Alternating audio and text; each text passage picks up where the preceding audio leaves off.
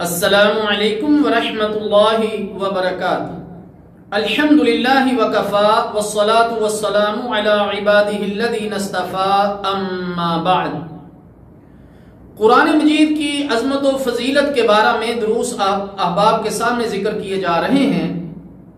قرآن کریم کی سفارش، قیامت کے روز قرآن مجید اہل قرآن کی بخشش کے لیے سفارش کرے گا، یعنی جو لوگ قرآن کریم کی تلاوت کرتے ہیں، پڑھتے ہیں، تو یہ قرآن ان کے لیے سفارش کرے گا۔ چنانچہ صحیح مسلم اور مسند احمد میں حضرت ابو امامہ باہلی رضی اللہ تعالی عنہ کہتے ہیں، میں نے رسول اللہ صلی اللہ علیہ وسلم کو یہ فرماتے ہوئے سنا، اقرأوا القرآن فإنه يأتي يوم القيامة شفيعا لأصحابه۔ قرآن پڑھا کرو، قیامت کے روز یہ اپنے پڑھنے والوں کے لیے سفارشی بن کر آئے گا۔ قرآن کریم کی پیروی کرنے والے ہمیشہ راہ راست پر رہیں گے، جیسا کہ صحیح مسلم میں حضرت زید بن ارقم رضی اللہ تعالی عنہ کہتے ہیں، رسول اللہ صلی اللہ علیہ وسلم نے فرمایا، آگاہ رہو، غور سے سنو، میں تمہارے درمیان دو اہم چیزیں چھوڑے جا رہا ہوں۔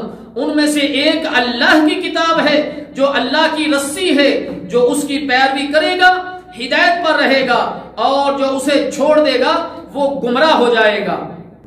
اسی طرح مستدرک حاکم میں سیدنا ابی ہریرہ رضی اللہ تعالی عنہ کہتے ہیں، رسول اللہ صلی اللہ علیہ وسلم نے ارشاد فرمایا، انی قد ترکت فیکم شیئین لن تضلوا بعدہما کتاب اللہ و سنتی۔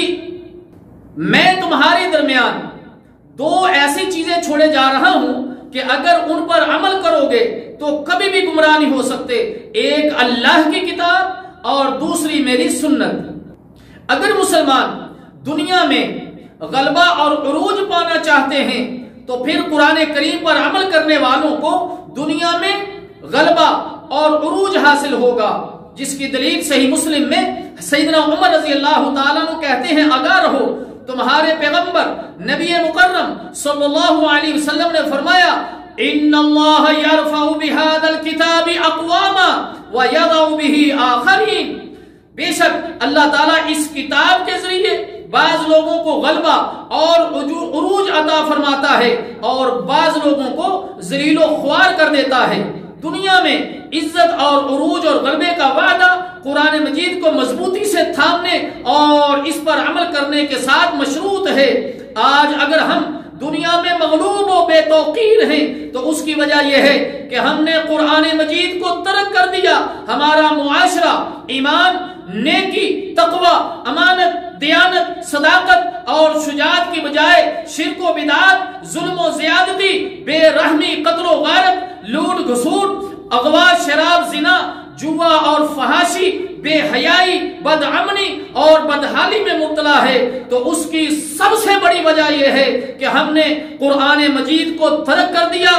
بقول حکیم الامت علامہ اقبال رحم اللہ تعالی کہتے ہیں، وہ زمانے میں معزز تھے مسلمان ہو کر، وہ زمانہ میں معزز تھے مسلمان ہو کر، اور تم خوار ہوئے تارک قرآن ہو کر۔